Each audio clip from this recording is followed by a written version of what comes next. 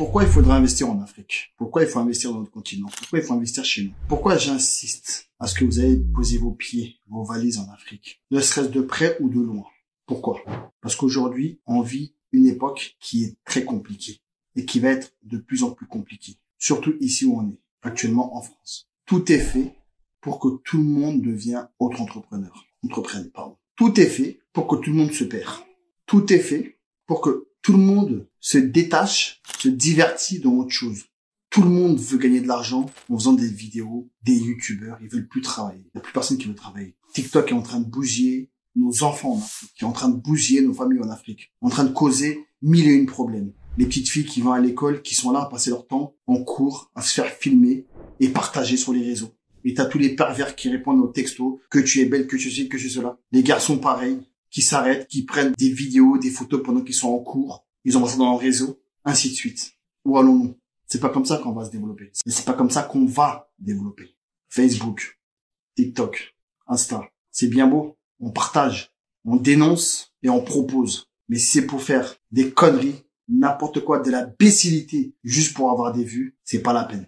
Sur 1000 personnes qui sont sur les réseaux sociaux, chez nous, on a peut-être 5 qui parlent des sujets qui sont intéressants. Tout le reste, c'est des conneries. Et ça, il faudrait qu'ils changent et qu'on leur fasse changer ce qu'il y a dans leur tête. Aujourd'hui, pourquoi je vous demande d'aller poser vos bagages en Afrique, au Mali? Parce que je reviens toujours à nos parents, à mon père, je prends l'exemple de mon père, qui a été en France pendant plus de 50, 60 ans, qui est là, qui a toujours cru et qui a toujours pensé et qui y pense toujours aller vivre au Mali.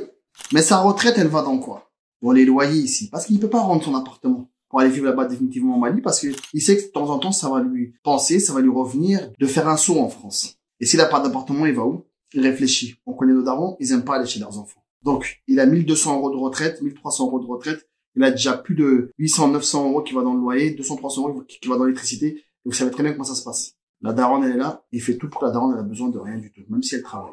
Est-ce qu'on veut vivre la même chose? Est-ce qu'on veut vivre la même chose? Moi, je pense que non. Donc aujourd'hui, même celui qui a pas d'argent, celui qui a pas envie de faire des projets, celui qui a pas envie de développer. Une fois, il y a une fille qui m'a contacté, elle m'a dit, salut, Fasokanou, j'ai un budget de 5000 €. J'ai pas voulu les travailler, j'ai envie de les investir. Dans quoi je peux investir? Pour mes enfants. Je lui ai dit, tu veux le faire pour tes enfants? Il m'a dit oui. J'ai dit, y a pas de problème. Dans ce cas-là, achète un hectare. Tu le clôtures, tu fais un titre foncier, tu le laisses dormir. Un jour, tes enfants, ils vont venir, on va leur proposer 300 000, 400 000, 500 000 € pour leur hectare. Parce qu'il aura pris de la valeur. Elle a dit oui. Et j'ai aimé. Parce que si tu veux pas y aller, tu peux sécuriser en achetant des choses comme ça. Pas tout de suite, mais je sécurise. J'achète un hectare loin, je sécurise, je laisse pourrir. Vous croyez qu'aujourd'hui, la Fiabrou, la CI 2000, là, à l'époque, on a proposé à nos parents, là, quand c'était à 3000 francs, Starful là, 1 million, 1500 francs, 2000 francs, ACI 2000 que vous voyez là. Eux, ils disaient non, c'est cher, on préfère derrière le fleuve, on préfère à la Calaban. Un Calaban, on peut trouver à 500 €, à 1000 €, donc ils s'éloignaient. Aujourd'hui, combien coûtent les terrains aujourd'hui à la CI 2000 à la Fiabrou? Super cher. Donc le Mali, il est énorme, il est vaste, il y a beaucoup d'endroits où on peut investir.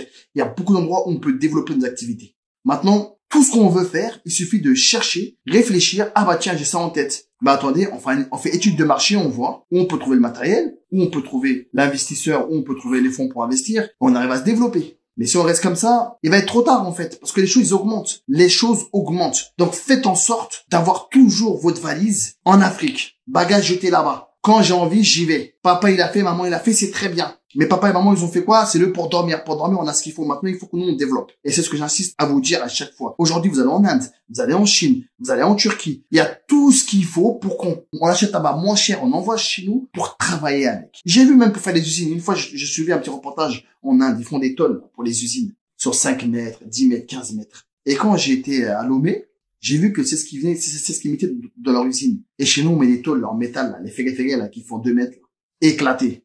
Celui qui peut aller là-bas, ramener cette machine sur commande, mais tous les usines, tous les toits, même en brousse. Je préfère mettre du plastique avec de la fibre à l'intérieur. Le soleil, il tape pas. Que mettre de la tôle. Quand il va faire chaud, on est tous dehors, on peut même pas aller en dessous de l'usine. Et c'est des trucs qui coûtent pas cher, qui est en Inde, en fait. Donc il y a plein de solutions. Il suffit juste qu'on partage les idées et qu'on arrive toujours à trouver des pour et des contre et on travaille ensemble, main dans la main. Nous les Maliens. Donc il faudrait qu'à un moment donné on se réveille parce que moi je pense qu'on est en retard. Hein. On est vraiment en retard par rapport aux autres. Les autres même s'ils ont pas fait leur gouvernement, ils ont fait. Nous au niveau du gouvernement, on n'a rien eu, zéro, nada, 2 hôpitaux.